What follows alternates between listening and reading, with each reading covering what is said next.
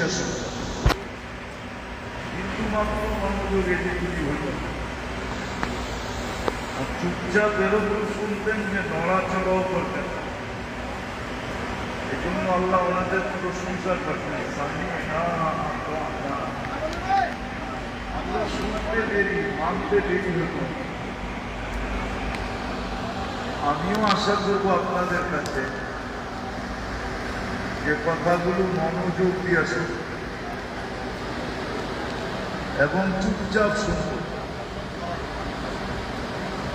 আলহামদুলিল্লাহ, আল্লাহ তো আমাদেরকে বিনা পর্যন্ত নিয়ে আসছেন। আমি আপনাদের কাছে একটা প্রশ্ন বলতে পারেন বা কথা বলার ভঙ্গিও বলতে পারেন। ইসলামের ভিত্তি কিন্তু 5টা, তাই না? তার ভিতরে একটা হলো হজ। কিন্তু 5টা ভিত্তির ভিতর থেকে 4টা ভিত্তিকে পুরা করতে হজের মতো এরকম ফর্মালিটি মেনটেন করতে হয় না, ঠিক না? কি বল, মনে হয় বুঝাইতে পারবি। আরো যে 4টা ভিত্তি আছে, হজের মতো এরকম ফর্মালিটি মেনটেন করতে হয় না। রমজান আসলে রোজা রেখা ফেললেই চলে, আদান হইল মসজিদে চুটা গেলেই চলে, ঠিক না?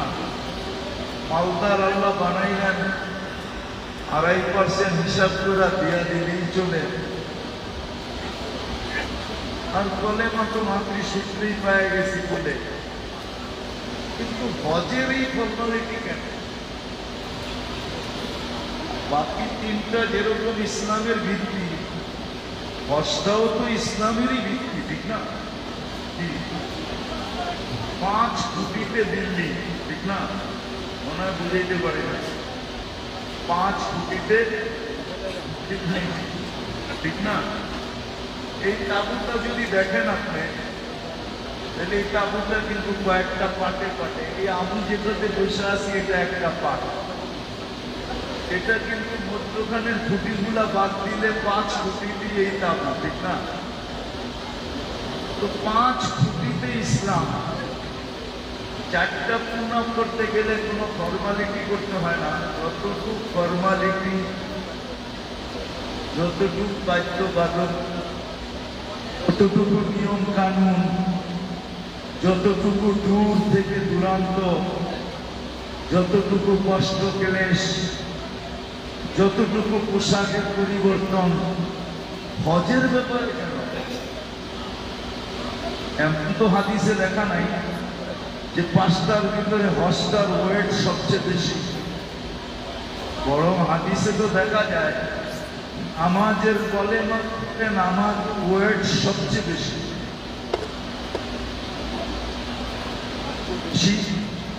এটা 5 বেলা পড়তে হয়, অপরিহার্য, পড়তে ছাড়ার কোনো সুযোগ নাই। হজের ওয়েট তো বেশি না। জানি না, আমি প্রশ্নটা বারবার ঘুরাইতেছি আপনাদের সামনে, বুঝে আসতেছি কিনা জানি না। এই ফর্মালিটি কেন? এত দূর আসতে হবে, এরকম এক বিশেষ পোশাকে আসতে হবে, এত সব জায়গায় প্রথম দিন থেকেই নিবন্ধন থেকেই শুরু হয়েছে যে ধৈর্য খুব ধারণ করতে হবে, কষ্ট খুব সহ্য করতে হবে, ঠিক না? কি কালকে রাত্রের থেকে আমরা যারা এখানে আসছি পুরাটাই তো কষ্ট, ঠিক না? মনে হয় মাছের বাগাও মানুষ এরকম দেয় না যেরকম আমাদেরকে বাগা দিয়ে সহায় রাখতে, ঠিক না? কি কেন? এটাই আমি আপনাদেরকে বুঝাইতে চেয়েছি, যেটা আমাদের বাবা উচিত ছিল, যে হজটা এরকম পৃথক কেন, যে এখানে এসেই করতে হবে, অন্য কোথাও করলে হবে না। নামাজ তো পাহাড়ের চূড়ায় করলেও হয়, খেতের লাইনে করলেও হয়, আইল বলে লাইন বলে জমিনে করলেও হয়, হুম? কিন্তু হজটা কেন এলো, কি কারণ? বোঝা গেল এটার পিছনে বিশেষ কিছু কারণ আছে, যেই কারণগুলা হয়তো আমাদের জানা নাই বা আমরা এটাকে উপলব্ধি করি না। আর এটা কিন্তু জীবনে একবার করতে হয়। যাকাত প্রতি বৎসর দিতে হয়, রোজা প্রতি বৎসর রাখতে হয়, নামাজ প্রতিদিন পড়তে হয়, কলেমা 24 ঘন্টা ধরে রাখতে হয়। কিন্তু হজ কিন্তু জীবনে একবার করলেই হয়, ঠিক না? করার ব্যাপারে জীবনে একবার করলেই চলে, কিন্তু করাটা বড় রাস্তা পাড়ি দিয়ে করতে হয়, ঠিক না? কারণ কি, আজকে আমরা যে জায়গায় বসা, কেননা মেরে দোস্ত মেরে আজিজ, সত্য এটাই, বৃক্ষ যেরকম ফলের পরিচয় হয়, ফুল যেরকম ঘ্রাণে আর রঙে ফুল হয়, যদিও চারটা রোপণ বটে, ইসলামের ভিত্তি বটে, কিন্তু এই চাইরোটার ভিতরে যেটা সবচেয়ে বেশি সেচন করবে, সেচন চারটাকে শক্তি যোগাবে যে জিনিস, সেটা হলো হজ। চাইরোটার ভিতরে যে শক্তি যোগাবে বা সেচন করবে, হজে আসা এই জন্যই যে হাজি হজে আসবে শুধু ফরজ আদায় করার জন্য না, এই জন্যই কিন্তু হুকুম আছে, হজ ফরজ হলে দেরি করো না। হাদিসে আছে, হজ যদি ফরজ হয়ে যায় তো দেরি করো না, সাথে সাথে হজে চলে যাও। আর হজে আসার এই জন্যই দরকার যে বাকি যে চারটা জিনিস আছে ভিত্তি, ওই চারটার ভিতরে সেচন হবে হজের মাধ্যমে। কেননা হজ শুধু এহরাম করে আসার নাম না। আমরা যেখানে বসে আছি এখন, এখানে দুইটা নিদর্শন আছে, দুইটা নিদর্শন একটা নিদর্শনকে বহন করে। এখানে দুইটা নিদর্শন আছে, একটা হলো ইসমাইল আলাইহিস সালামকে কুরবানি করা হয়েছে এই মিনায়, ঠিক না? আর শয়তানকে পাথরও মারা হয়েছে এই মিনায়, ঠিক না? আমরাও তো শয়তানকে পাথর মারবো, ঠিক না? কি কয় জায়গায় মারবো? বড়, মেজ আর ছোট, ঠিক না? কি শয়তান আবার তিন ধরনের হইল কবে? যে বড়, মেজ আবার ছোট। শয়তান তো শয়তানই, ঠিক না? কি বলেন? কি আমার কথা একমত আপনারা? শয়তান যে শয়তানই, তিনটা হলো প্রত্যেকা। এখানে দুইটা নিদর্শন আছে, এই দুইটা নিদর্শনের শুধু একটা নিদর্শনের জন্য, একটার জন্য, দুইটা নিদর্শন একটার জন্য। দেখি আমি আপনাদেরকে বুঝাইতে পারি কিনা। হজে আসার উদ্দেশ্য হল যে হাজি মক্কার থেকে কোরবানি অর্জন করবে, কোরবানি সর্বক্ষেত্রে, সর্ব অবস্থায়, সর্বক্ষণ, সর্বক্ষেত্রে, সর্ব অবস্থায়, সর্বক্ষণ আল্লাহর জন্য কোরবানি দেওয়ার গুণ অর্জন করবে হাজি বাইতুল্লাহ। কেননা হাজেরা, ইসমাইল আর ইব্রাহিম আলাইহিস সালাম, এক মহিলা, এক বাচ্চা, এক পুরুষ, যেই কোরবানি আল্লাহর সামনে দিছেন আর যেটা আল্লাহর কাছে গ্রহণযোগ্যতা পাইছে, ওই কোরবানি হাজি অর্জন করবে বাইতুল্লাহ থেকে। আসলে হজ কি জিনিস সেটা জানেন? ইসলামের প্রত্যেকটা ভিত্তির এক একটা নাম আছে আলাদা আলাদা। হজ হইল দিদার, দিদার দিদার বুঝেন, সাক্ষাৎ। রোজা হইল এশ, রোজা হইল, কলেমা হইল তার, কলেমা করলাম আল্লাহকে চিনা পেলাম। নামাজ হইল তাআল্লুক, নামাজ মানুষকে আল্লাহর নৈকট্য দেয়। এই জন্য কোরআনে আছে ওয়াসজুদ ওয়াক্তারিব। নামাজ হইল তাআল্লুক, প্রথমে পরিচয় হয়, তারপরে তাআল্লুক হয়, সম্পর্ক হয়, ঠিক না? ঠিক। যাকাত হইল মহব্বত, লেনদেন।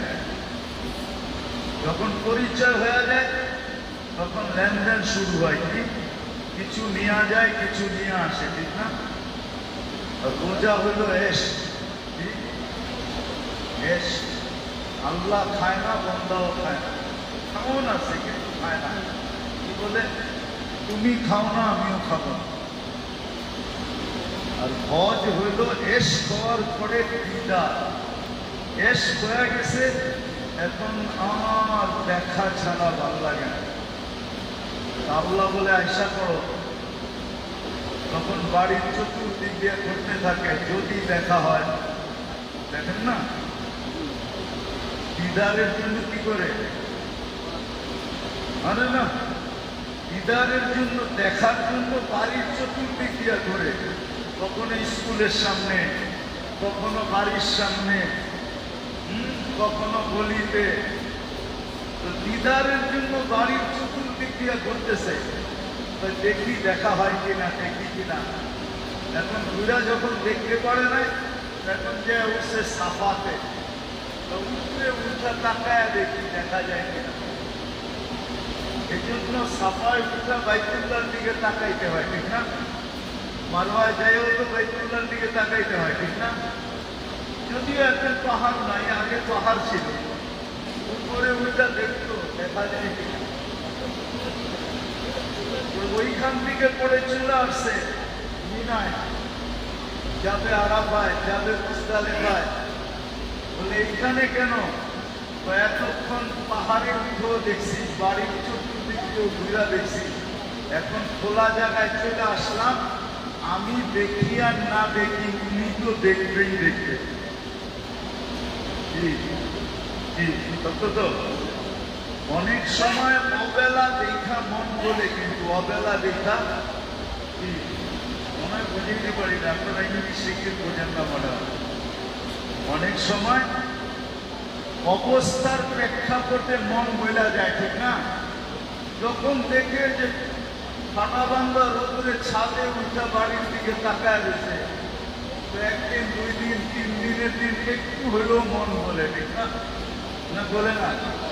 আমরা তো চলে আসছি মিনায়, চলে যাবো কালকে আরাফা, তারপরে আসবো মুজদালিফা। আমরা দেখি আর না দেখি, উনি তো আরে দেখে না, দেখতে উনি তো অবশ্যই দেখবে। এই জন্যই তো আরাফায় গেলে মন মেলা যাবে, আরাফায় শোনানো হবে। তো যেটা বুঝিয়েছিলাম যে হাজি মক্কা থেকে অর্জন করবে। হজ ইসলামের রুকন হলেও 4 রুকনের চেয়ে ব্যতিক্রম, বিলকুল ভিন্ন। আর এই ভিন্নতা এই জন্য, 4টা জিনিস যতক্ষণ পর্যন্ত অর্জিত না হবে ততক্ষণ পর্যন্ত জীবন জীবন হবে না, মানুষ মানুষ হবে না। 4 জিনিস পূর্ণ হবে না যতক্ষণ পর্যন্ত মক্কার থেকে সে কুরবানি করার অঙ্গীকার বদ্ধ না হবে। ওই কুরবানি, যে কুরবানি 3 জনে করছিলেন, সর্বক্ষেত্রে, সর্ব অবস্থায়, সর্বক্ষণ আল্লাহ আল্লাহ রসুলের হুকুমের সামনে সদা সর্বদা সে কুরবানি দিবে। এটা হলো মক্কার থেকে হাজি অর্জন করবে। দ্বিতীয় মিনার থেকে হাজি অর্জন করবে, এটাকে বলে এতাআত।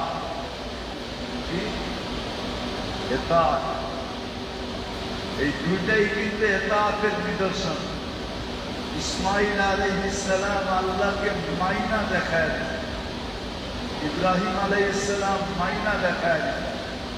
বাবা একদিকে মানছেন, ছেলে আরেকদিকে মানছেন। ৬-৭ বছরের ছেলে আল্লাহকে মাইনা কিয়ামত পর্যন্ত উম্মতে মুহাম্মাদীকে তাক লাগায় দিয়া গেছেন আর শিখায় দিয়া গেছেন, মিনায় আসবা, কেন আসবা, কি নিতে আসবা, কি নিবা, এটা শিখায় দিয়া গেছেন। এতাআত। বাপ বলছিল, ইন্নী আরা ফিল মানামি আন্নী আযবাহুকা ফানজুর মাযা তারা। বেটা, তোমাকে জবা করতে দেখতেছি আমি, কেননা নবীদের স্বপ্ন অভি হয়। তোমাকে জবা করার হুকুম পাইছি। বেটা ৬-৭ বছরের বাপকে টাইটা বলতেছে, ইয়া আবা ইফআল মা তু'মার।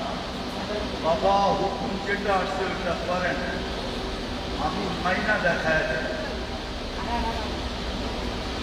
যখন নিয়ে আসতেছিলেন আঙ্গুল কইরা, কিতাবে পাওয়া যায়, ইসমাঈল আলাইহিস সালাম আসতেছিলেন।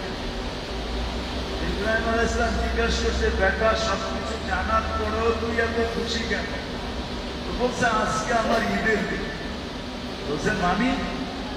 একটু পরে দুনিয়ার থেকে বিচ্ছেদ ঘটবে, জান্নাত মিলবে। দুনিয়ার থেকে জান্নাত উত্তম। একটু পরেই আপনার থেকে আর আপনার থেকে বিচ্ছেদ ঘটবে আর আল্লাহ মিলবে। আপনাদের দুজন থেকে আল্লাহ উত্তম। এর জন্য আমার খুশি। মিনার আসার উদ্দেশ্য হল ইসমাঈল আর ইব্রাহিম আলাইহিস সালামকে যে আল্লাহকে মাইনা দেখে, মানা যেটাকে বলে মানা, যতক্ষণ পর্যন্ত আমি ওই সিফতে মুক্তাসির না হইতে পারবো, ওই সিফত আমার ভিতরে না আসবে, রাগ হয় না। কিন্তু রাগ হয়ে যাবেন, বলবো বলবো রাগ হবেন না তো? আমি কিন্তু রাত্রে আসার পরের থেকে এই পর্যন্ত ঘুমাই নাই। আমি সকালে দেখতেছিলাম অনেকেই চা খাইতেছিল বাম হাতে, অনেকেই পানি খাইতেছিল বাম হাতে।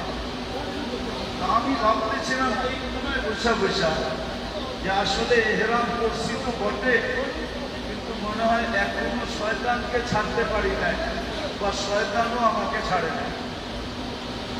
আল্লাহ রাসূল বলছে, শয়তান বাম হাতে পান করে আর খায়।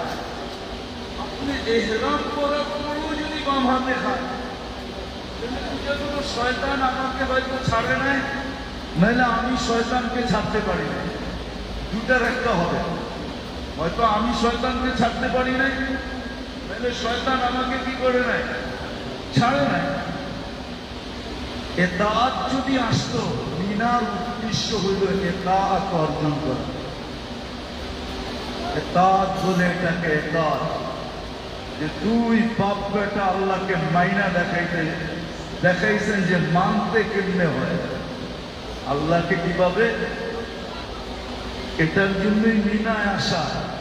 নাইলে হজ মক্কাতে বাংলাদেশে বইও করা যায়, যেরকম নামাজ বাংলাদেশে বৈশা পড়া যায়, রোজা বাংলাদেশে বৈশা রাখা যায়, যাকাত বাংলাদেশে বৈশা দেওয়া যায়। যদি এই জিনিসগুলা হজের পিছনের উদ্দেশ্য না হতো, তাহলে হজ এখানে আসার দরকার ছিল না।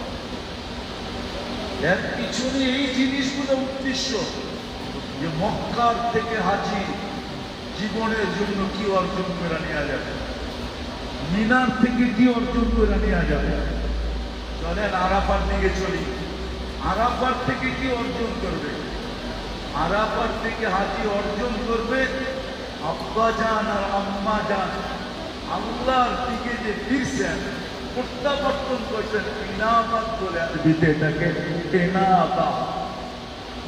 ওনারা দুইজন যে আল্লাহর দিকে ফিরছেন আর জাবালে রহমতের তওবা কবুল হয়েছে, আরাফাত থেকে হাজি ইনাবাত অর্জন করবে, আল্লাহর দিকে ফিরা। আমাদের আব্বা জান ফিরা দেখায় দেন যে আল্লাহর দিকে ফিরতে হয় কেন। আম্মাজান দেখায় দিচ্ছেন হাওয়া আলাইহিস সালাম যে আল্লাহর দিকে ফিরতে হয় কিভাবে। হ্যাঁ, আরাফার উদ্দেশ্য হলো ইনাবাত, আল্লাহর দিকে ফিরা। আজি আরাফার থেকে এটা অর্জন করবে। বাকি যতদিন বেঁচে থাকবে ততদিন আজি আল্লাহর দিকে ফিরেই থাকবে, এর চেহারা আর কোনো দিকে ফিরবে না, এর জিন্দগির রোগ আর কোনো দিকে ফিরবে না। একটা কথা মনে করেন কিন্তু ওলামারা লেখছে দুটা কথা, এটা হলো আশেকানা লেবাস। আশেকানা বুঝেন কি? আশেকানা বোঝেন আপনারা কেউ? হ্যাঁ, মাশাআল্লাহ, জাযাকাল্লাহ। এটা হলো দেওয়ানার পোশাক। কি? দেওয়ান, দেওয়ানার পোশাক। এটাও কেউ লেখছে, আবার কেউ লেখছে এটা হলো এহরাম, কাফন। এহরাম না, এটা কি? এটা কি? আমার ইচ্ছার উপরে নির্ভর, তোমাকে ফেরত দিলে তুমি বাড়িতে যাবে, আর যদি ফেরত না দেই তো আমার কাছেই রেখা দিব, কিয়ামতের দিন তোমাকে উঠাবো। এই জন্য মিনার আরাফাত থেকে হাজি অর্জন করবে ইনাবাত, আল্লাহর দিকে কিভাবে ফিরতে হবে। রয়ে গেল মুজদালিফা। মুজদালিফাতে আমাদের রাসূল সাল্লাল্লাহু আলাইহি ওয়াসাল্লাম, মুহাম্মদুর রাসূলুল্লাহ সাল্লাল্লাহু আলাইহি ওয়াসাল্লাম আমাদেরকে একটা জিনিস শিখাইছেন যে আল্লাহকে কেমনে মানাইতে হয়। মনে হয় বোঝেন না আল্লাহকে কেমনে, আল্লাহর রাগ কিভাবে ভাঙ্গাইতে হয়, আল্লাহকে কিভাবে মানাইতে হয়। মানানো বোঝেন তো? এখন ওই শব্দটা তো আল্লাহকে বলা যাবে না। আল্লাহকে কিভাবে রাজি করা যায়, ওই শব্দটা আল্লাহর জন্য শোভনীয় না। বাচ্চা আছে না, বাচ্চা ছেলে দেখা যায় মা বাবারে কেমনে কেমনে যদি রাজি করে ফেলে, ঠিক না? দিতে রাজি না, দিবে না, কিন্তু এমন ছল ধরছে একটু পর বাদ রাজি হয়ে গেছে। কি? আল্লাহ রাসূল আমাদেরকে শিখাইছেন মুজদালিফায় আল্লাহকে কিভাবে রাজি করতে হয়, কিভাবে মানাইতে হয়। বলবেন প্রমাণ? আপনি দেখেন আরাফায় কিছু কবুল হয়েছে, বাকিটা মুজদালিফায় হয়েছে, যেটা হওয়ার কথা ছিল না, যেটা হওয়ার কথা ছিল না। মজলুমকে মাফ করবে বোঝা যায়, জালেমকে মাফ করে দিবে। আল্লাহর রাসূল এটা পর্যন্ত আল্লাহকে মানায় ফেলছে। আল্লাহ বলছে কবুল, মাফ করে দিলাম। হুকুকুল্লাহ মাফ করবে এটা বোঝা যায়, কিন্তু হুকুকুল ইবাদত মুজদালিফায় মাফ হয়। তো রাসূলুল্লাহ সাল্লাল্লাহু আলাইহি ওয়াসাল্লাম শিখাইছেন মুজদালিফায় আল্লাহকে কিভাবে রাজি করতে হয়, কিভাবে কোন পদ্ধতিতে রাজি করা যায়, কিভাবে আল্লাহকে খুশি করা, মানায় নেওয়া। মুজদালিফার থেকে হাজি এটা অর্জন করবে, যতদিন বেঁচে থাকবে। এটার একটা ইঙ্গিতও আছে, ইঙ্গিত ফাজাইলে হজের ভিতরে এটার একটা ইঙ্গিত আছে, ইঙ্গিত যে হাজি তুমি যার জন্য হাত উঠাবা তাকেও মাফ করে দিব। হাজি যদি মানানো শিখা যেতে পারে, বাকি রইল জমরাত। মেরে দোস্ত, মানুষের সবচেয়ে বড় শয়তান কোনটা জানেন? জানেন? মনে হয় জানেন না, বা আমার লোকে একমত হবেন কিনা জানি না। মানুষের সবচেয়ে বড় শয়তান হইল তার ভিতরের মন। কেননা এটা শয়তানকেও শয়তান বানাইছে, শয়তানকেও যে শয়তান বানাইছে তার মন। কিন্তু শয়তানের কিন্তু কোনো পীর নাই, সে কিন্তু কারো মুরিদ ছিল না, সে এক গাই 100 ছিল, সে এক গাই 100 ছিল, কিন্তু তার মন তাকে ধোঁকা দিছে, তার মন। এই জন্য আরশে লেখা ছিল, যদিও সপ্তম আকাশে আজাদির নামে পরিচিত ছিল, আজাদির নামে, কিন্তু অফিল আরশি মকতুবুন ইবলিস, আরশে ইবলিস লেখা ছিল। ওহুয়া গাফিলুন আন আকিবাতিহি, সে শেষ পরিণামের ব্যাপারে উদাসীন ছিল। তো তার মন তাকে ধোঁকা দিচ্ছে।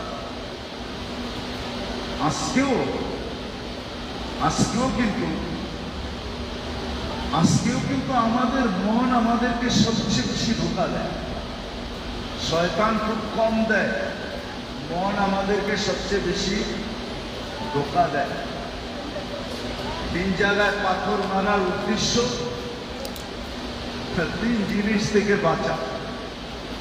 শয়তান থেকে তো বাঁচাই, সর্বপ্রথম নিজের মন থেকে বাঁচা, নফস যেটাকে বলে। আর দ্বিতীয় হলো আজকের যুগে, এই বর্তমান যুগে আমরা সবচেয়ে বেশি বিবেক বুদ্ধির অধীন। বিবেক বুদ্ধি বিদ্যার কি অধীন না?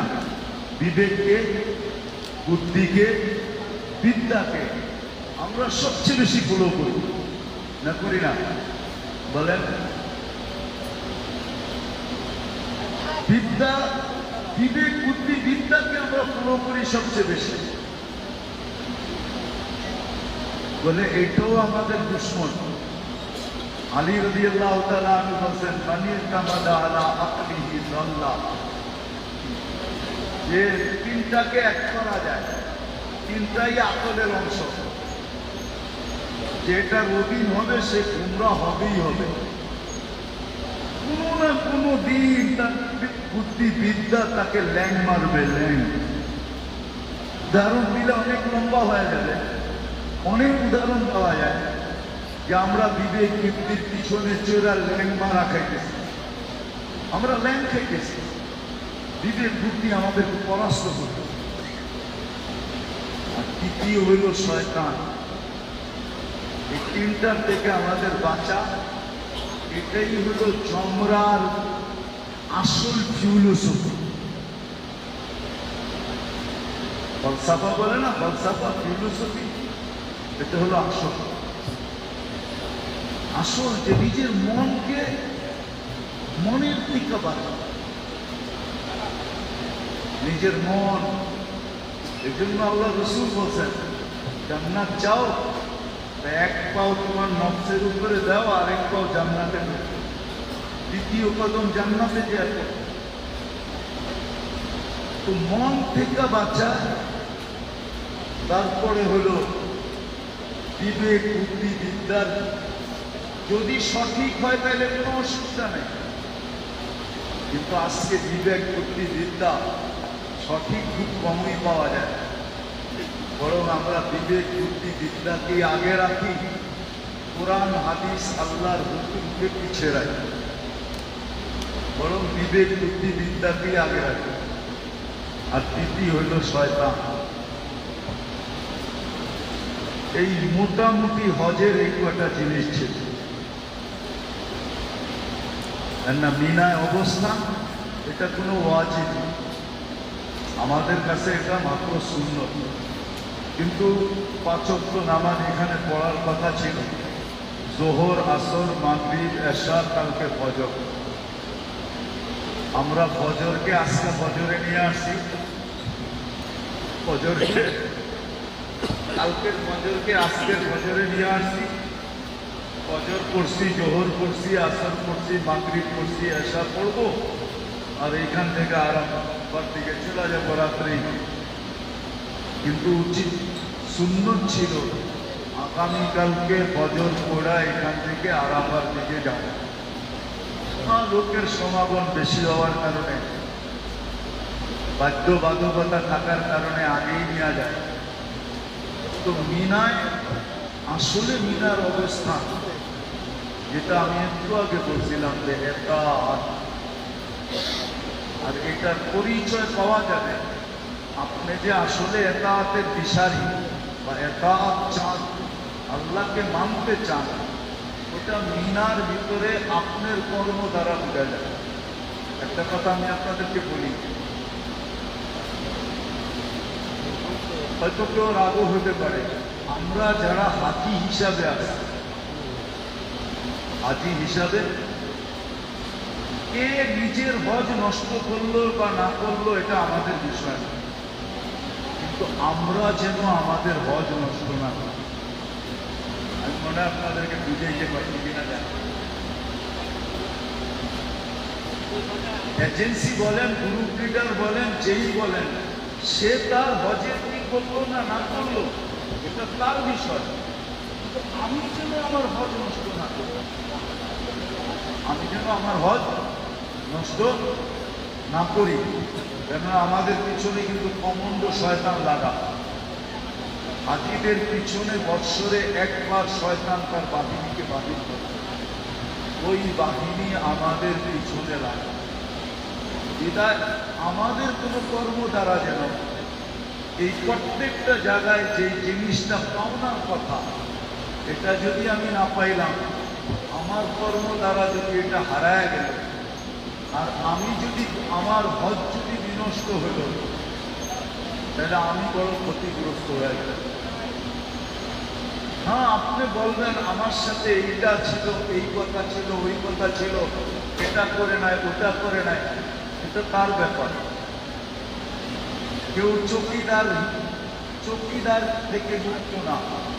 কিরামান কাতিবিন ইয়ালামুনা মা তাফআলুন, মা মিন কওল ইল্লা লাদাইহি রাকীবুন আতীদ।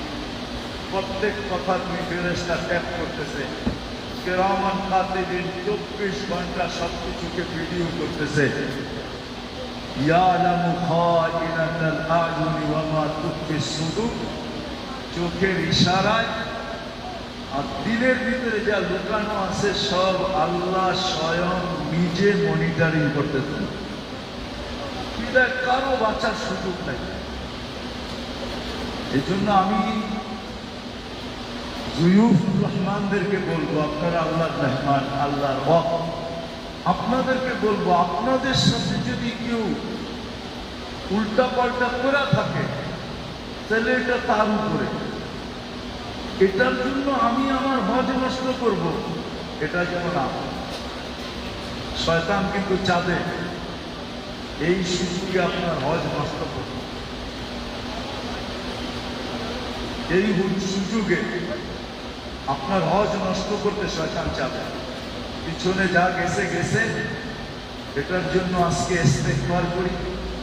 যতক্ষণ এখানে থাকি নিজেকে কোনো না কোনো ইবাদতে, হয়তো তাসবিহ, না হয় তাহলিল, না হয় দুরূদ, না হয় তেলাওয়াত, না হয় দোয়া, কোনো না কোনো ইবাদতে নিজেকে বিলকুল আবদ্ধ রাখুন। পায়ে পাড়া দিয়েও যদি কেউ আপনার সাথে কিছু করতে আসে, আমি আপনাদের পায়ে হাত রাখা বলি যে পায়ে পাড়া দিয়েও যদি করতে আসে, তারপরও আপনি বললেন না, শব্দটুকু বললেন না, শব্দটাও বললেন না। কেন আমরা হজ করতে আসি, আমার হজটা আমি আমার হাতে বিনষ্ট হোক, এটা চাওয়াটা করাটা বুদ্ধিমানের কাজ হবে। বলবেন শেষমেশ আল্লাহর কাছে মাপ চায় নিব,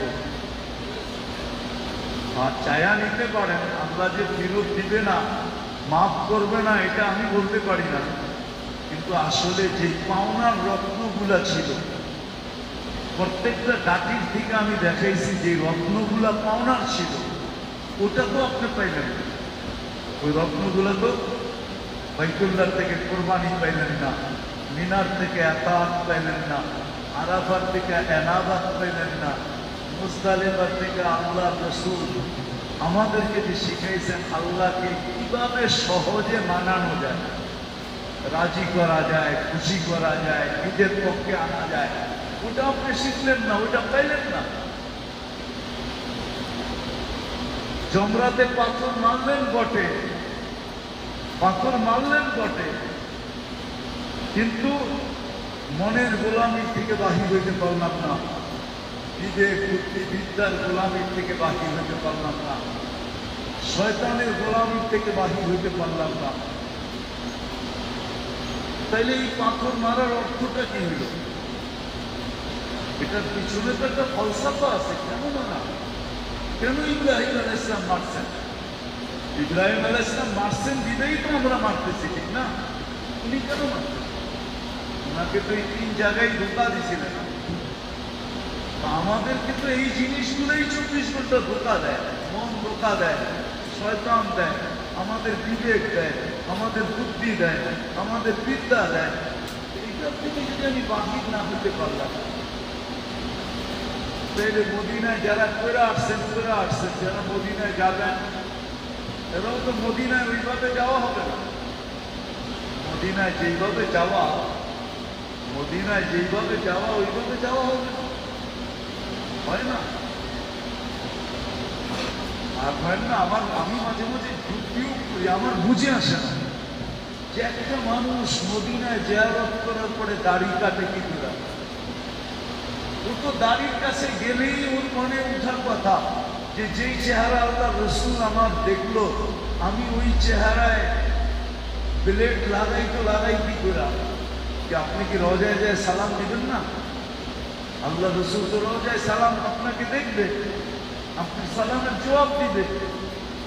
তো আপনি যদি আগেও যান, তাহলে তো এটা হইতে পারে না যে আপনি দাড়ি ছাড়া যাবেন। তো যাবেন কি করে? আপনি গেলেন, সালাম দিলেন, যদি চেহারা ফিরে আনিল, আর আল্লাহ রসুল যার থেকে চেহারা ফিরে আনিলে, এটা লেখা রাখেন, আল্লাহ কোনদিন তার দিকে রহমতের দৃষ্টিতে তাকাবে। বন্ধু যার পক্ষে আল্লাহ তার পক্ষে, বন্ধু যার বিরুদ্ধে আল্লাহ তার বিরুদ্ধে। চাইব সারা জীবন আল্লাহ আল্লাহ করতে করতে কাটায় যায়, কিন্তু যদি আল্লাহ রসুল বিরুদ্ধে চলে যায়, আল্লাহ ওই পর্যন্ত গ্রহণযোগ্যতা পাবে না যতক্ষণ মুহাম্মদুর রাসূলুল্লাহ আপনি মাইনা না। কোন ব্যক্তি মুহাম্মদুর রাসূলুল্লাহ মানল না, সারা জীবন আল্লাহ আল্লাহ করতে করতে জান দিয়ে দিতে পারে।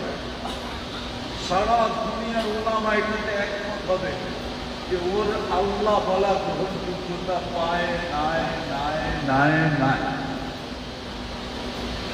মুহাম্মদুর রাসূলুল্লাহ মানা ব্যতীত লা ইলাহা ইল্লাল্লাহ গ্রহণযোগ্যতা কি পাবে নাকি? হ্যাঁ, কেউ বলতে পারেন পাবে না? এই জন্য মদিনায় যাওয়ার আগে আসলে আমি আমার মনের কথা বললাম, আমার যুগে মিলে না। যে মদিনায় যাবে সে দাড়ি ছাড়া যায় কি করে, বা কমসে কম পাক্কা নিয়ত ছাড়া যায় কি করে? আবার মদিনায় জিয়ারত করার পরে দাড়ি কাটে কি করে? আল্লাহ রাসূল আমাকে দেখছে আর আমি এখানে লাগাবো। আসলে মেরে দোস্ত, এটা হয় কেন জানেন? ওই যে বললাম না, 3 জিনিস থেকে না বাঁচার। জমরাতের পিছনে ফিলোসফি এটা যে 3 জিনিস থেকে আমার বাঁচার। আমি পাথর মাইরা ওকে সঙ্গে সার করে দিলাম, আর কোনোদিন 3 জিনিস আমার উপরে প্রভাব বিস্তার করতে পারবে না। করবে তো কোরআনই করবে, করবে তো হাদিসই করবে, করবে তো আল্লাহই করবে, করবে তো রসুলই করবে। এগুলোই আমার উপরে প্রভাব বিস্তার করবে। না আমার মন কোনোদিন আমার উপরে প্রভাব বিস্তার করবে, না আমার বিবেক কোনোদিন করবে, না আমার বুদ্ধি কোনোদিন করবে, না আমার বিদ্যা কোনোদিন করবে, না শয়তান কোনোদিন আমার উপরে প্রভাব পাঠাইবে। জমরাতের ফলসাফা এটাই। এই জন্য সবার কাছে দরকার, যতক্ষণ এখানে থাকবো মেরে দোস্ত, সামনের গাছে দুটা ফুলাতো, সবসময় খেয়াল রাখবো যে আমার কর্ম দ্বারা আমার হজ তো নষ্ট না হইতেছে, আমার কর্ম দ্বারা যেন আমার হজ নষ্ট না হয়। বরং আবারও বলতেছি, কেউ যদি আমার সাথে কিছু করা থাকে উল্টা, ওটা আল্লাহ দেখবে। বা আমরুহু ইলাল্লাহ, আল্লাহর উপরে সফর করে দেয়, সেটা আল্লাহ বুঝবে। কিন্তু আমি আমার হজ নষ্ট করব, বরং আমি এখানে সবরের সাথে প্রত্যেকটা ঘাটিতে যতদিন মিনায় থাকবো, আজকে মুজদালিফা থেকে আইসা যারাই মিনায় থাকবো, মিনার সময়টা কোনো না কোনো ইবাদতের ভিতরে যেন থাকে। ইস্তেগফার, দুরূদ, তাসবিহ, তাহলিল, তেলাওয়াত, কোনো বাজে কথা না, গল্প গুজব না। জীবনে আসছি আর আসতে পারবো কিনা জানি, কি বলে জানি যে আর আসতে পারবো কিনা। ওয়াদা তো আছে, আল্লাহ রসুল তো ওয়াদা করে, মান হাজ্জা ওয়ালাম ইয়াফসু, দুটা কাজ যে হজের ভিতরে করলো, দুটা কাজ, আল্লাহর হুকুমের খেলাফ করলো, আর কোন গুনায় বেসর আল্লাহর হুকুমের খেলাফ করে, আল্লাহর হুকুমের খেলাফ করে, আর কোন গুনায় লিপ্ত হয়, বাড়িতে ফিরবে কায়াউমিন ওয়ালাদাতহু, নিষ্পাপ বাড়িতে ফিরবে, নিষ্পাপ। কত বড় পাওনা! শয়তান কি করে সহ্য করবে যে এই তারিখ পাকা বয়স পর্যন্ত আমি শিষ্য বানায় রইলাম, শিষ্য বানায় রাখলাম, আর এক হজের সফরে সব প্রিয়া মশা বাড়িতে চলে যাবে, আর আমার এতদিনের পরিশ্রম সব মাটিতে মিশায় দিবে। শয়তানটা কি করে সহ্য করলেন আপনি? এত বয়স পর্যন্ত যিনি আমাদেরকে শিষ্য বানায় রাখছেন, এই জন্য বেড়ে দোস্ত, বব পূজারী কালকে আরাফার দিন হবে, সবার কাছে কমসে কম আমরা যারা এইখানে আছি, আমি তো ওদিন রাত্রে মনে হয় বলে আসছিলাম বাসায়, যে আরাফার অবস্থা দেখলে মনে হয় যে হাজিরা শুধু টাসের পাতা নিয়ে আসতে পারে, নিয়ে আসলে মনে হয় টাসও খেতে। আরাফার দিন মেরে দোস্ত, ও এত লোককে আল্লাহ একসাথে কখনো মুক্তি দেন না, জানান না, যত লোককে আল্লাহ আরাফাতের দিনে মুক্তি দেন।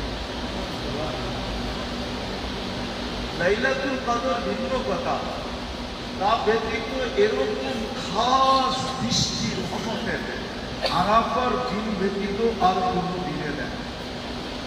কিন্তু বাংলাদেশি হাজিরা আরাফার দিনে সবচেয়ে বেশি উদাসীন থাকে। কেউ হয়তো ছুটবে মসজিদে নামিরার দিকে, কেউ ছুটবে জাবালে রহমতের দিকে, কেউ ছুটবে জুস দোকানের পিছনে, কেউ ছুটবে গোসল করানোর পিছনে।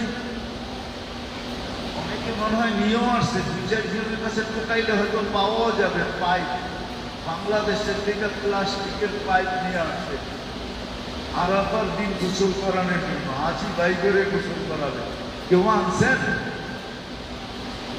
আনতেও পারে, অন্য সময় দেখছি। আর আরাফার দিন দ্বিতীয় যেটা, মিনায় তো একটু কাবু ভিন্ন থাকে, আরাফার দিনে পর্দা বিলকুল উঠা যায়। হাজিরা জোরে বলে আরাফাতি গাইব, কি আপনারা শোনেন না?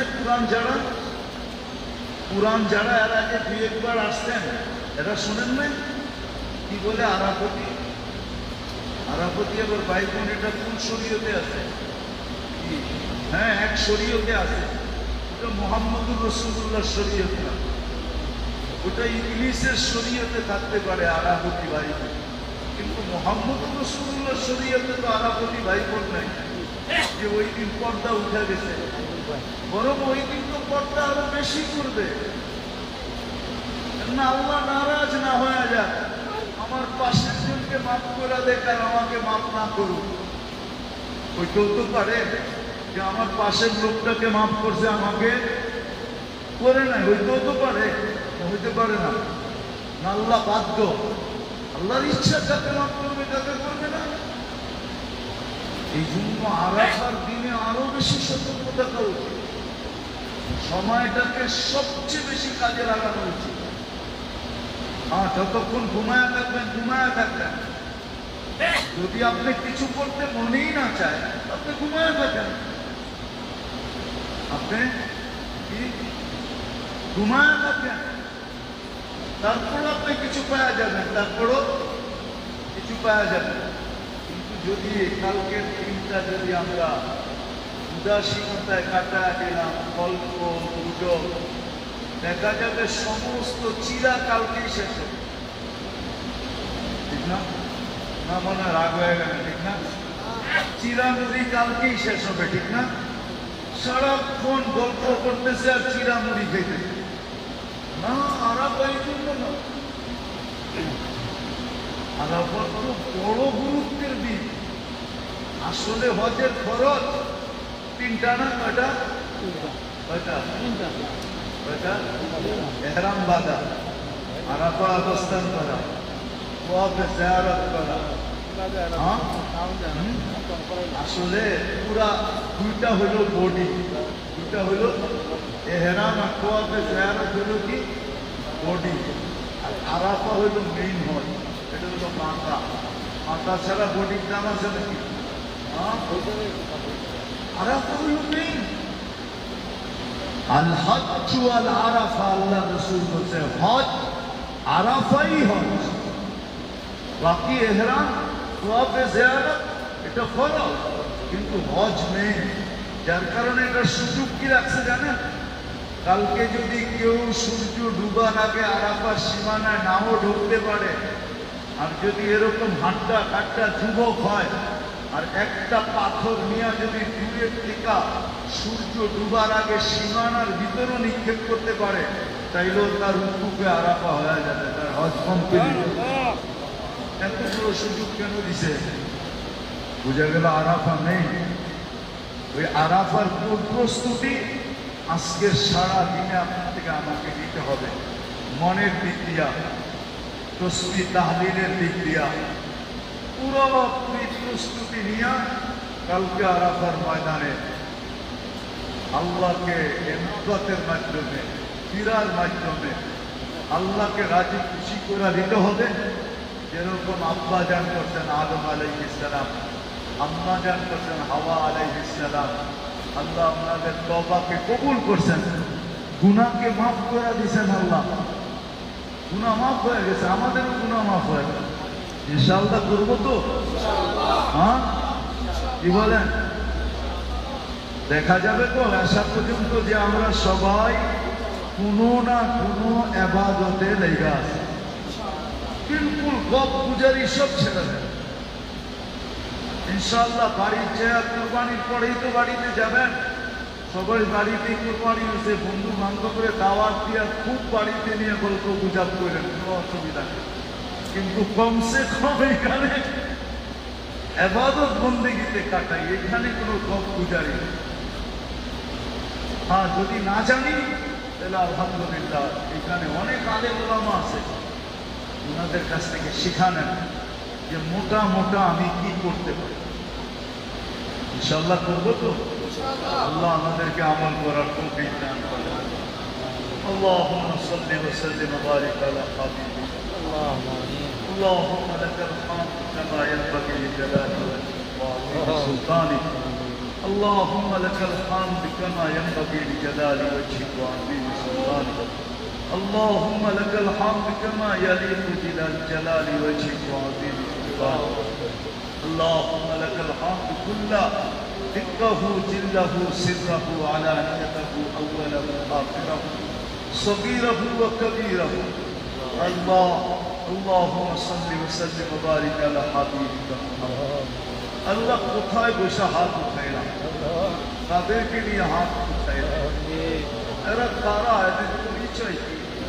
আল্লাহ আপনি তো এদের পরিচয় দিচ্ছেন ওয়াক্তুর রহমান। আল ওয়াক্তুর রহমান সালাসা, আলহাজ মাহমুদুর রহমান, এরা নাকি আপনার প্রতিনিধি। আল্লাহ, এরা নাকি আপনার প্রতিনিধি। আপনার প্রতিনিধিদেরকে নিয়ে হাত করলাম, এরা নাকি সুয়ুফুর রহমান, আপনার মেহমান। আল্লাহ ডাবল, একদিকে প্রতিনিধি, একদিকে মেহমান। বসে হাত করলাম বিনা। আল্লাহ,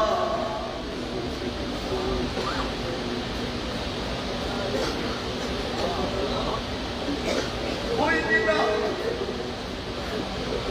منمت على إبراهيم وإسماعيل, যে ইব্রাহিম আর ইসমাইলের উপরে আপনি ইহসান করছেন, দয়া করছেন, ওই বিনা বেশি কিছু চাবো না মালিক। আমরা কত দূর থেকে আসছি দেখেন মালিক, আমরা কত দূর থেকে আসছি, কত দূর থেকে আসছি, কত কষ্ট সহ্য করার পরে আসছি, কত অবহেলিত ভাবে হজ করতেছে এরা।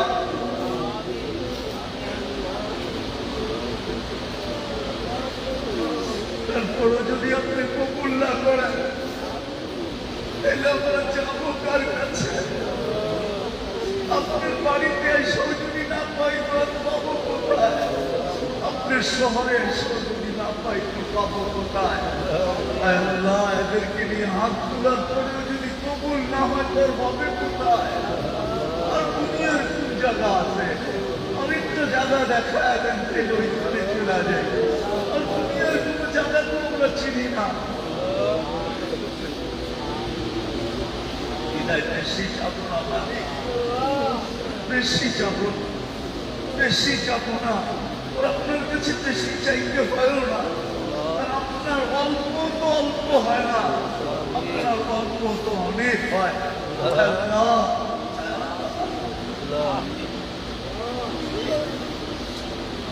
এই মূল দেশের ক্লান্তি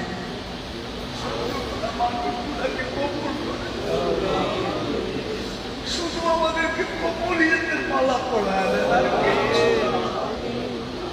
আমাদেরকে বন্দা হিসাবে কবুল করেন, আমাদেরকে বন্দা হিসাবে কবুল করেন, আমাদেরকে হাজি হিসাবে কবুল করেন, হাজি হিসাবে কবুল করেন, হাজি হিসাবে কবুল করেন, আমাদেরকে হজকে কবুল করেন, আমাদের হজকে কবুল করেন।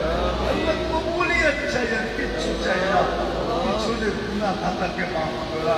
আল্লাহ, প্রত্যেকটা জায়গার থেকে যেই জিনিস মিলার কথা, যেই সওগাত মিলার কথা, আল্লাহ ওই সওগাত আপনি আমাদেরকে মিলায় দেন, কুদরতি আপনি আমাদেরকে দিয়া দেন, গিফট হিসাবে দিয়া দেন। আল্লাহ, দুনিয়াওয়ালা কিচ্ছু দিবে না আমরা জানি, আপনি গিফট হিসাবে আমাদেরকে দিয়া দেন। মক্কার কুরবানি দিয়া দেন, মিনার ইবাদত দিয়া দেন, আল্লাহ আরাফার ইনামত দিয়া দেন, মুজদালিফার আপনাকে বানানো দিয়া দেন।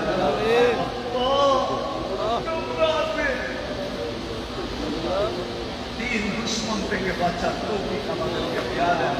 মদিনা মুনাওয়ারা যখন জিয়ারত করব, আল্লাহ ইশকে রাসূল দ্বারা সিনা ভরা, ইশকে রাসূল দ্বারা সিনা ভরা দেন, ইশকে রাসূল দ্বারা সিনা ভরা দেন।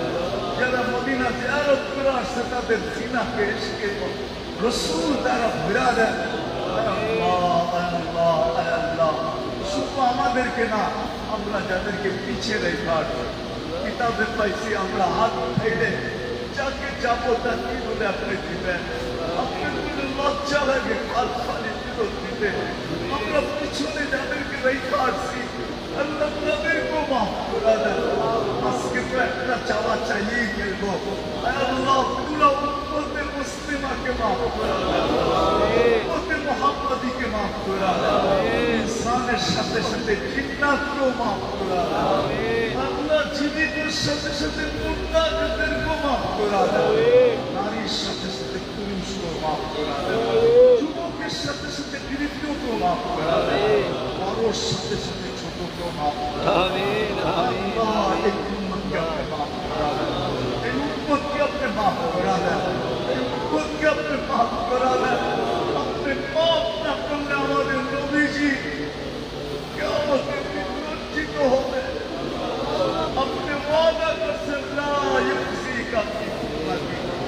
अपने वादा करते ला युक्ति करते अपने वादा करते सौफा युक्ति करो अपने वादा करते सल्तों का शक्ति अल्लाह मुझे अपने माँ को बुला देना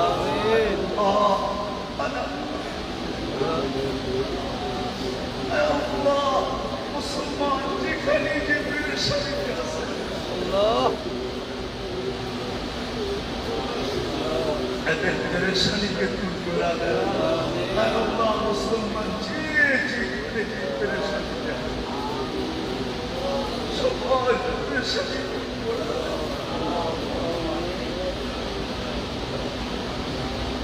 আল্লাহ আমাদের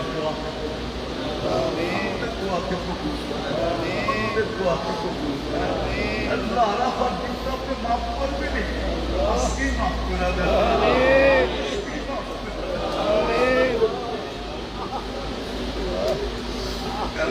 माफ कर देना আমাদেরকে করুণা করুন সিলা মাফ করে দিবেন আজকে মাফ করে দেন আজকে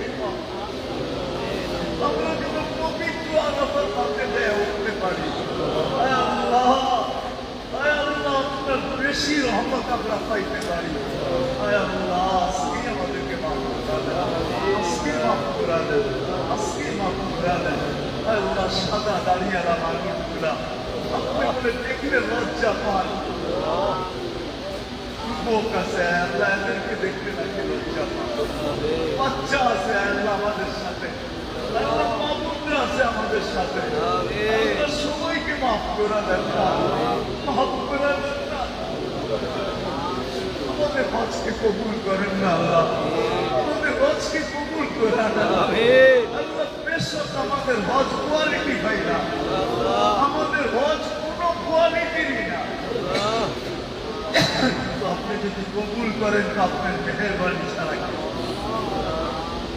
আপনার সামনে এই হজ পেশ করার কোয়ালিটি পাই না আল্লাহ যে আপনার সামনে পেশ করা যায় আমাদের এহরামই বাকি আমাদের নিয়তি বাকি আমাদের সব কিছুই কি কোনোটারই কোনো কোয়ালিটি নাই আপনার শান অনুযায়ী আমরা পেশ করতে পারি কিন্তু আল্লাহ আপনি যদি মাফ করে দেন তাহলে এই কথাই সত্য মাগফিরাতুকা আওসাউ লিযুনুবি রাহমাতুকা আরজা ইনদি আমালি মাগফিরাতুকা আওসাউ লিযুনুবি মাগফিরাতুকা আওসাউ লিযুনুবিনা মাগফিরাতুকা আওসাউ লিযুনুবিনা মাগফিরাতুকা আওসাউ লিযুনুবিনা মাগফিরাতুকা আওসাউ লিযুনুবিনা رحمتك أرجى عندنا من أعمالنا رحمتك أرجى عندنا من أعمالنا আল্লাহ আমাদের মধ্যে কেউ যদি অসুস্থ থেকে থাকে বা কারো বাড়িতে যদি কেউ অসুস্থ থেকে থাকে